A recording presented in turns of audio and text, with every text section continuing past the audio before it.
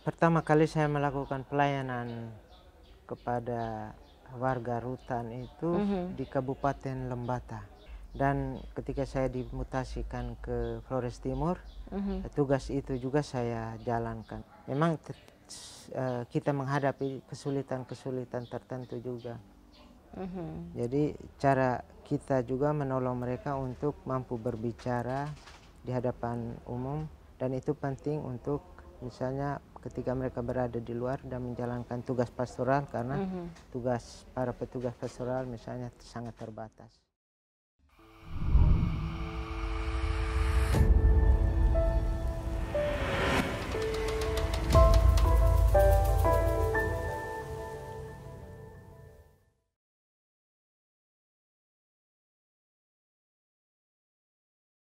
Halo, salam sejahtera untuk kita semua. Saya Sevi Belang, hadir di podcast Kipas Kisah Inspirasi miliknya Komsos Keuskupan Larantuka.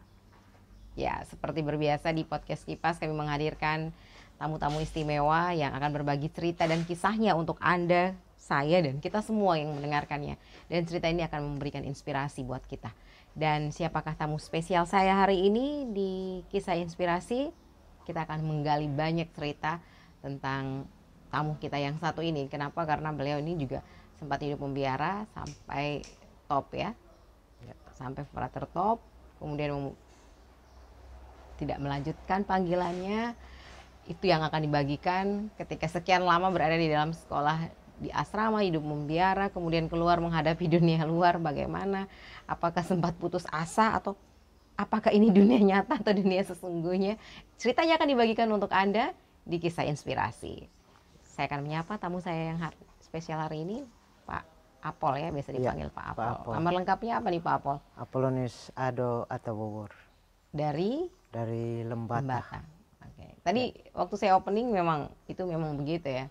Memang perjalanannya sekolah seminari. Ya. Oke. Mulai seminari menengah sampai seminari tinggi. Oke. Melanjutkan studi filsafat, kemudian sebelum masa praktek lapangan saya sempat diutus ke Slovakia waktu itu. Lalu karena kebutuhan akan kenyamanan diri dan kesehatan, maka kembali untuk melanjutkan studi di Lederlero lagi. Mestinya saya menyelesaikan studi tingkat sarjana itu di Slovakia. Hanya karena dua alasan itu, maka saya akhirnya kembali melanjutkan studi di Lederlero. Lalu setelah tiba masanya saya menjalankan praktek di Provinsi Timor, tepatnya di paroki Mamsena. Saya tidak ingat kalau tidak salah, paroki Santo Franciscus Mamsena. Namun di tempat itu juga saya mengalami kendala dengan situasi di tempat itu, terutama dalam hubungan dengan relasi dengan pastor paroki saya waktu itu. Akhirnya saya memutuskan untuk berhenti dan kembali ke Lederlero. Berhenti itu artinya sudah tidak melanjutkan? Artinya ya, saya memutuskan untuk berhenti secara keputusan definitif untuk berhenti. Tapi karena masih dalam masa kaul, karena di biara kita punya 3 kaul itu, masih menghayati masa kaul itu, maka saya mencoba kembali lagi ke biara di Lederlero sampai masa kaul itu selesai. Setelah itu saya meninggalkan biara itu untuk memulai hidup baru. Ya. Di situ saya memutuskan untuk mulai hidup baru, bukan sebagai seorang biarawan. Sebagai awam ini? Sebagai awam. Memang sempat bergolak. Pergolakan cukup tajam.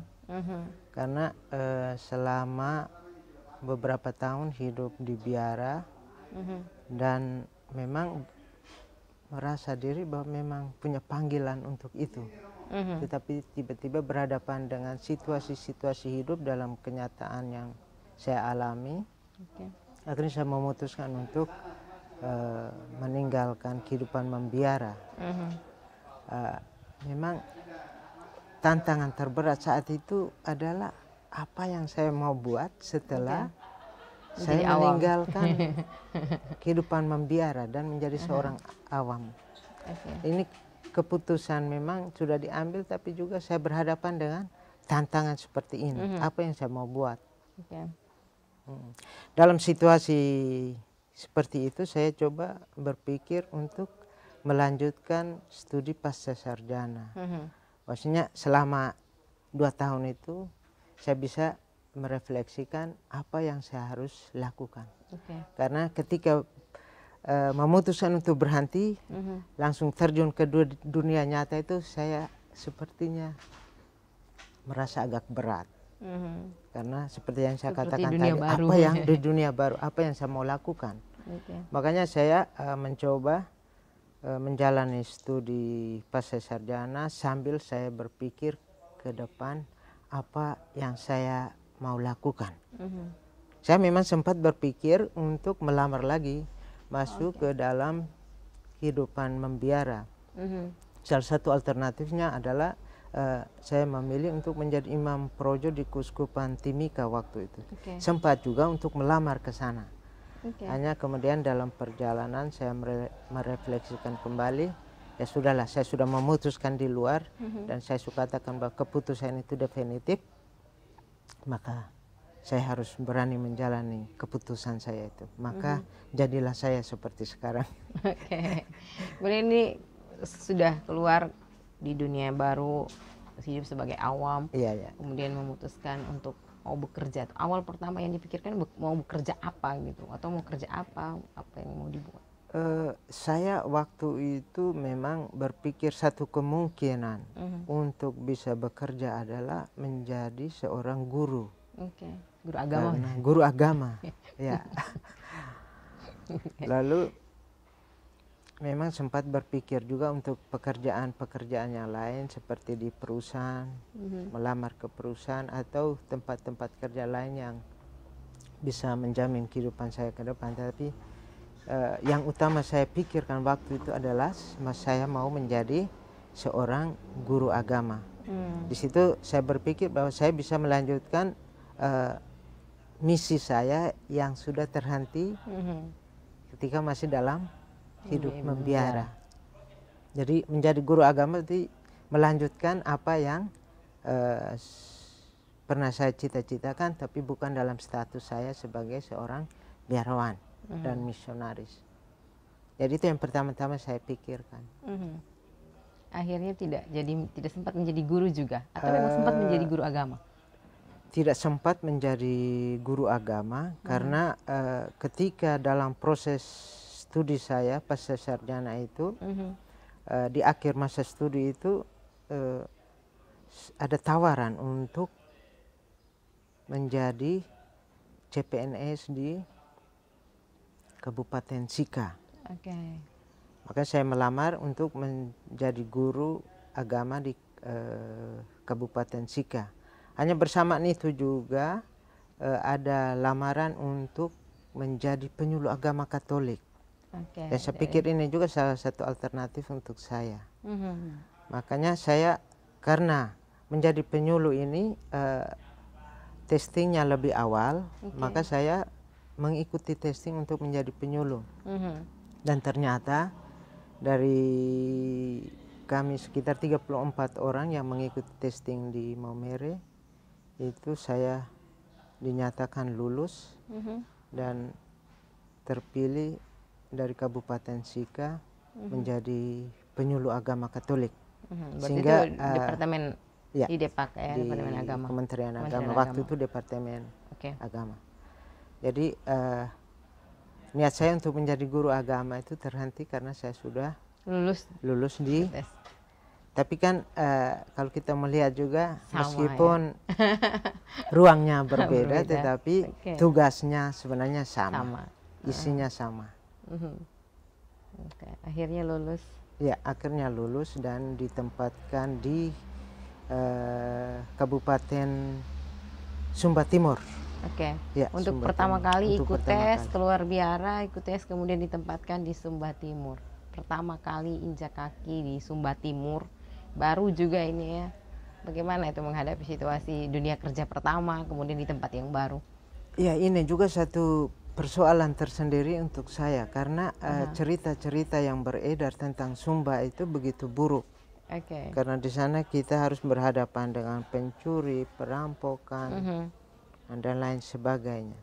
Jadi saya waktu itu juga berpikir apakah saya harus pergi untuk menjalankan tugas di sana, atau saya tidak melanjutkan ini dan saya mencari kerja baru di tempat lain. Tapi saya kemudian menggali informasi tentang Sumba, dan ternyata informasi-informasi yang saya peroleh terakhir sedikit lebih berimbang. Dan di Kabupaten Sumba Timur itu jauh lebih nyaman. Maka saya berani pergi ke sana dan menjalankan tugas di sana.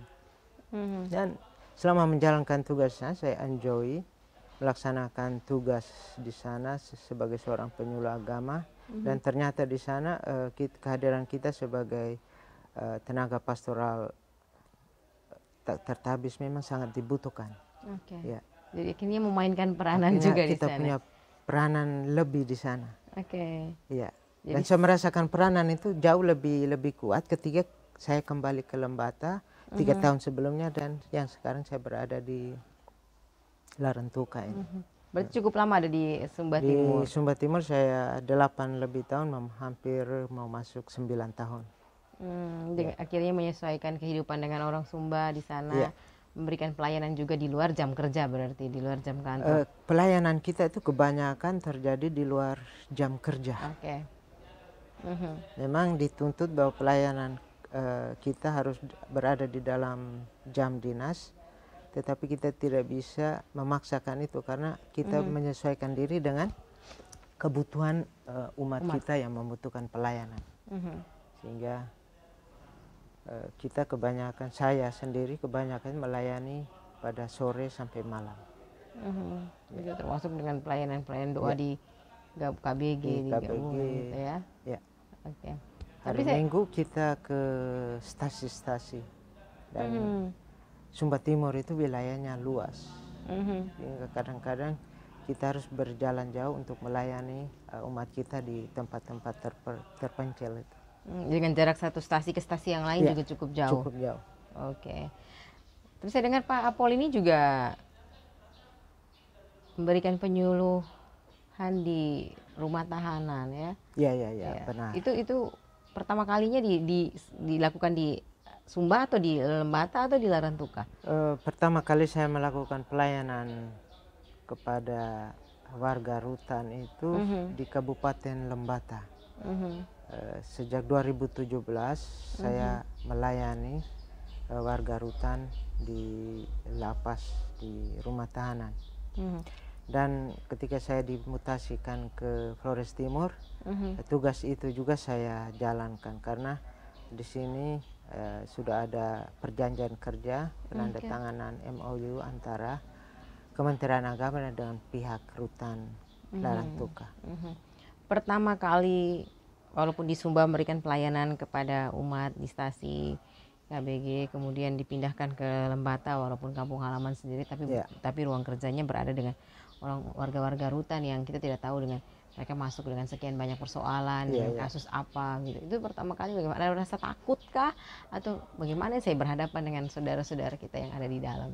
Memang kalau merasa takut juga tidak seperti itu juga. Hanya berpikir bahwa bagaimana saya membantu teman-teman ini dengan karakter yang berbeda, punya masalah berbeda, tekanan-tekanan yang dialami itu berbeda.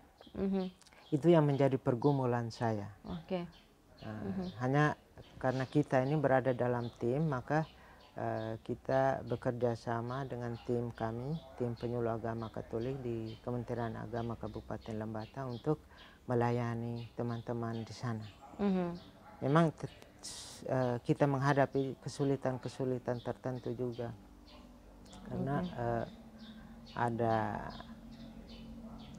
warga rutan yang ya temperamen dan terutama ketika mereka belum bisa menerima kenyataan bahwa mereka harus berada di tempat itu. Itu kita mengalami kesulitan tersendiri. Seperti juga yang ada di rutan sini. Nah, hal yang sama kita alami, tapi kita coba membangun komunikasi pelan-pelan, membuat pendekatan terhadap mereka dan akhirnya semuanya berjalan dengan baik. Dan saya sharingkan bahwa di rutan sini kami begitu menikmati pelayanan di sana karena memang kami sudah menjadi satu, mengambil bagian dalam mereka. Mereka juga merasa kami adalah bagian dari mereka. Kesulitan awal ketika berhadapan dengan warga rutan yang sangat berbeda gitu, maksudnya berbeda artinya latar belakang, budaya, persoalan pendidikan dan lain-lain. Itu bagaimana ketika masuknya? Apakah langsung diterima atau mereka ada yang belum mau membuka diri untuk kenyataan itu memang selalu kita alami pada awal-awal pertemuan. Karena ada yang punya masalah yang berat, susah, sulit. Lalu mereka mencoba memaksakan diri untuk meminta kita membantu mereka menyelesaikan persoalan mereka itu. Tapi kita kan hanya memberikan pelayanan penguatan secara rohani, membantu meringankan persoalan mereka. Tapi mereka mau supaya persoalan mereka itu bisa selesai kalau kita juga mau turut membantu mereka. Nah, itu kesulitan. Ketika kita kurang menanggapi hal seperti itu, mereka mengambil jarak. Tetapi ada juga yang memang berjuang untuk selalu mau mencari masalah. Ada 1-2 orang memang tipenya seperti itu, tetapi pendekatan-pendekatan kita lakukan. Dan bersama tim kami coba bekerja sama, baik juga dan pihak rutan untuk menyelesaikan persoalan-persoalan seperti itu, dan sekarang kami merasa nyaman untuk melakukan kegiatan seperti itu. Kemudian ini, pelayanan apa saja yang dilakukan? Apakah mereka juga diberi edukasi, ada kelas khusus atau apa begitu, memberikan katekis mungkin besok-besok mereka keluar, mereka mampu berbicara di dalam forum dan lain-lain? Ada banyak hal kegiatan yang kita lakukan, metode dan jenis kegiatan juga variatif. Jadi kita tidak hanya sekedar pergi menyajikan materi lalu pulang. Tapi ada beberapa hal konkret, misalnya pada tahun yang lalu itu kita coba membantu mereka untuk menyusun renungan yang sederhana. Jadi kita dalam 3 bulan itu kita membantu mereka menyusun renungan sederhana. Tahap demi tahap kita lewati penjelasan, lalu masuk ke praktek, lalu penyusunan, memberikan tugas mereka untuk menyusun materi renungan itu, dan mereka kembalikan kepada kami untuk dilihat dan direvisi. Dan ya bersyukurlah bahwa sebagian dari mereka itu bisa membuktikan bahwa mereka bisa membuat renungan dengan baik. Dan ini juga menjadi satu bagian yang penting dari tujuan yang kami mau kejar, bahwa nanti ketika mereka sudah di tempat mereka di luar rutan itu, mereka bisa membantu menjalankan tugas pastoral, terutama di stasi-stasi atau KBG yang sulit mendapatkan pelayanan pastoral yang diandalkan. Jadi itu yang diberikan ya untuk, berarti mereka juga dilatih untuk bercakap-cakap di dalam forum, untuk bisa komunikasi begitu juga. Ya, komunikasi. Selain kita melatih mereka menyusun renungan itu, kita juga menggunakan metode kegiatan, metode diskusi, dialog, dan yang juga nanti akan kami lakukan ke depan ini adalah bagaimana membantu mereka untuk mendalami sendiri materi, lalu kemudian mereka presentasikan. Jadi cara kita juga menolong mereka untuk mampu berbicara di hadapan umum, dan itu penting untuk misalnya ketika mereka berada di luar dan menjalankan tugas pastoral, karena tugas para petugas pastoral misalnya sangat terbatas. Gitu. Ini kalau seandainya Pak Apol, kalau ada tim volunteer juga yang ingin bergabung dengan timnya Pak Apol dari Pak, itu apakah juga nanti akan bisa bergabung, berkolaborasi, diterima atau bagaimana? Kita sangat terbuka dengan itu, dan bukan hanya berharap seperti itu, tapi kami sudah membuktikan itu kerjasama kami dengan Pak Ansel Atasoge, dosen STTP-nya, ya. Dia membantu kita, meminta untuk memberikan materi juga, memberikan masukan-masukan konkret kepada kami untuk bisa menjalankan tugas secara lebih baik di rutan. Karena beliau itu juga punya pengalaman khusus, karena selama 3 tahun dia mendampingi para warga rutan di Maumere. Jadi dia punya pengetahuan, tapi juga dia punya latar belakang pemahaman yang sedikit lebih baik tentang bagaimana menangani para warga rutan itu. Dengan ilmu-ilmu yang dia miliki, pengalaman itu kemudian diberikan kepada kami, dan itu sumbangan berarti bagi kami untuk kami lakukan di rutan Larantuka. Oke, berarti sebenarnya juga terbuka untuk bisa berkolaborasi dengan pihak luar yang mau jadi volunteer begitu ya, mau jadi relawan untuk ikut bergabung. Oke, berarti ini informasi juga buat Anda yang sedang menyaksikan podcast Kipas. Anda ingin berbagi atau saya ini mau membagikan, mentransfer ilmu saya atau sesuatu yang ingin saya bagikan, ya kalau Anda berkeinginan langsung bisa hubungi Pak Apol ke kantor Kementerian Agama, bisa kolaborasi apa yang mau dibagikan begitu ya Pak Apol ya. Oke, ini ada satu lagi Pak Apol. Biasanya kalau sudah pekerjaan seperti ini, itu dukungan keluarga, istri, anak atau orang tua itu bagaimana ini melihat, oh ya ini kerjanya di tempatnya begini, kemudian bagaimana istri waktunya terbagi, mungkin lebih banyak fokus mengurus ini, atau memang balance seimbang antara keluarga dan pekerjaan yang dilakukan? Ya, kalau situasi-situasi terakhir seperti sekarang, hal itu tidak menjadi persoalan dalam kehidupan saya, dalam keluarga saya. Karena istri, apalagi anak-anak, mereka tidak persoalkan itu. Kalau saya menjalankan tugas juga di luar jam dinas, yang sebenarnya saya harus ada bersama mereka. Meskipun hanya pada tahap-tahap awal perkawinan kami, waktu di Sumba.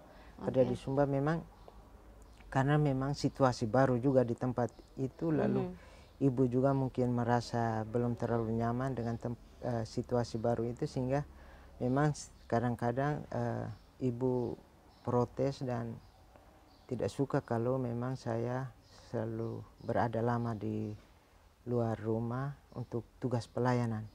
Tapi saya kemudian coba memberikan pemahaman, memang tugas seorang penyuluh itu memang bukan hanya bekerja di jam dinas, karena kita harus menyesuaikan diri dengan kebutuhan umat. Kalau kita tidak sesuaikan diri, memang kita tidak bisa melayani. Karena memang saat-saat khusus untuk umat kita itu di luar jam dinas, mulai sore sampai malam. Ya, seperti itu. Akhirnya lambat laun juga istri mulai memahami, mulai mengerti, apalagi sudah kembali ke sini gitu ya. Waktu di Lembata juga semakin lebih mengerti, karena memang di kampung halaman sendiri gitu ya. Bahkan ketika ibu melahirkan anak kedua itu juga kan saya sedang berada di tempat tugas. Waktu itu sedang menjadi tim juri untuk kuis tingkat paroki di paroki Loleba kota. Jadi karena persalinan tidak mendampingi sang saya istri. tidak mendampingi kelahiran anak saya yang kedua, karena saya lagi menjalankan tugas dan ibu sangat mengerti dengan itu. Ya, itu hanya kisah konkret tentang memiliki pasangan juga memahami dukungan keluarga terhadap saya dalam menjalankan tugas saya.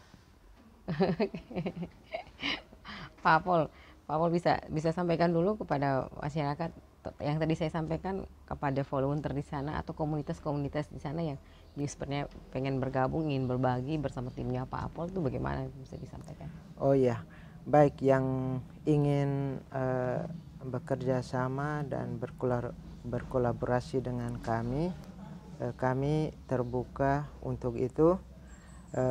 Bisa dihubungi secara langsung kepada saya atau teman saya di kantor, Pak Samuel Hurin Hajon, juga menjalankan tugas sebagai seorang penyuluh, atau juga secara resmi melalui surat kepada pihak kantor.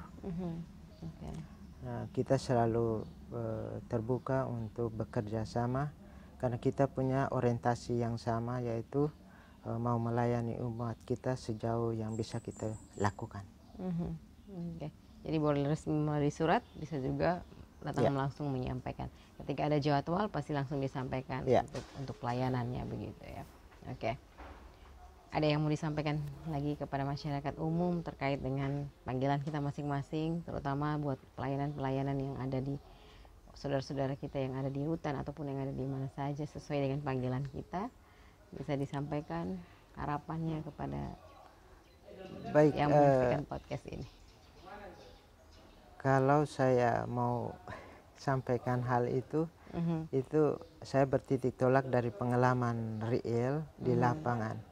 Ketika menjalankan kegiatan-kegiatan pastoral di tengah umat, khususnya pada kelompok-kelompok tertentu yang kita bentuk, kadang-kadang itu kita mengalami kesulitan karena awal-awal kita bisa menjalankan tugas itu dengan baik, antusiasme dari kelompok-kelompok binaan kita juga baik, tapi ketika dalam perjalanan selanjutnya selalu terhambat.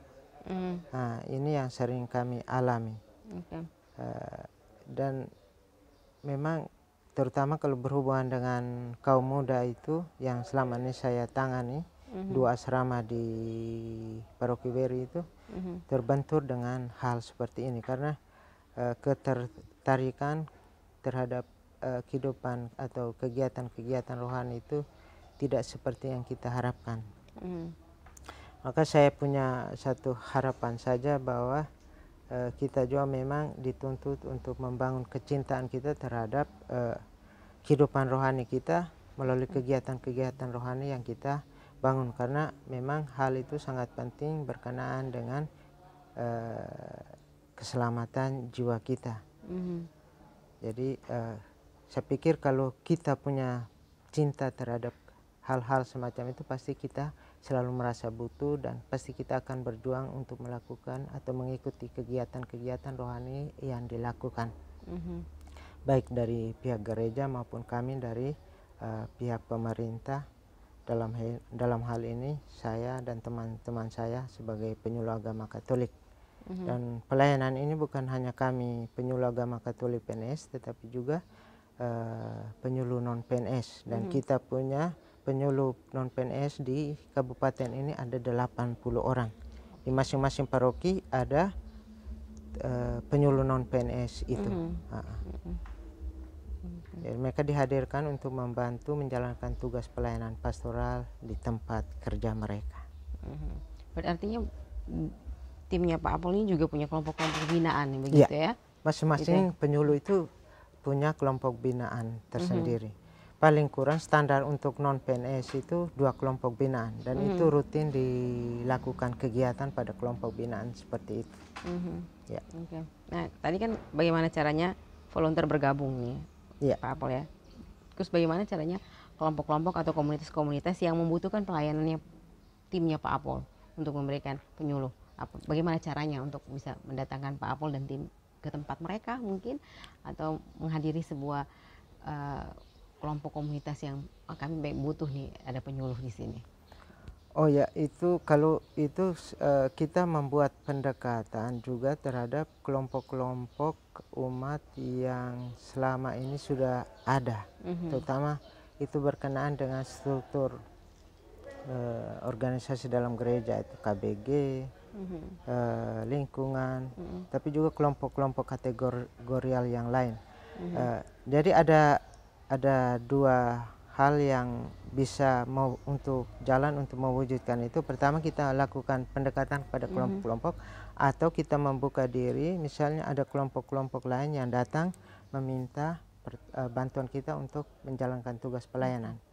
Di Lebau itu kali lalu tuh saya diminta dari Lebau juga untuk membantu anak-anak sekami, sekar di KBG. Jadi tidak mesti bahwa kami yang membuka diri atau mendekatkan diri kepada kelompok-kelompok itu, tetapi setiap kelompok yang ada yang membutuhkan pelayanan bisa membangun kontak komunikasi dengan kami. Berarti bisa sama seperti tadi langsung datang ke kantor, kemudian bisa lewat kami kantor atau teman-teman penyuluh yang ada di paroki masing-masing, karena kami semua itu berada dalam satu jejaring kerja yang dibangun bersama. Okay. Untuk ini sedikit bocoran atau sedikit informasi yang jelas. Kalau seandainya kami menggunakan jasa penyuluh gitu ya, dari timnya Pak Apol, apakah akan ada persiapan administrasi, biaya dan lain-lain begitu Pak Apol? Kalau soal itu kita tidak membutuhkan itu. Kita kita fokus pada pelayanan, karena memang kenapa kita fokus kepada pelayanan, karena memang kita menjalankan tugas ini sudah digaji oleh negara. Baik PNS maupun non PNS digaji oleh negara, sehingga kita tidak membutuhkan biaya-biaya untuk pelayanan yang kita lakukan, baik yang kami inisiasikan maupun yang diminta oleh kelompok-kelompok binaan yang ada atau umat yang ada. Terima kasih Pak Apol. Mungkin ada hal yang mau dipesan untuk umat, silahkan, untuk masyarakat kita terkait dengan pelayanan yang masing-masing lakukan. Ada satu pesan dan harapan juga dari saya bahwa kita sama-sama dipanggil untuk melayani satu sama lain, dan kami melayani umat melalui panggilan kami sebagai penyuluh agama yang diurus oleh negara. Dan dalam menjalankan tugas itu kami juga butuh untuk diterima, dihargai ketika kami sedang menjalankan tugas pelayanan. Dan harapan kami tidak menuntut lebih adalah bahwa ketika pelaksanaan kegiatan itu dilaksanakan, kita setia untuk mengikuti kegiatan itu. Itu harapan kami, karena terbukti bahwa di lapangan kadang-kadang kita mengalami kesulitan karena kehadiran umat atau kelompok binaan tidak mencukupi, jauh dari harapan bersama. Oke, begitu Pak Apol. Terima kasih Pak Apol untuk waktunya, sudah hadir di podcast Kisah Inspirasi miliknya Komsos Keuskupan Larantuka.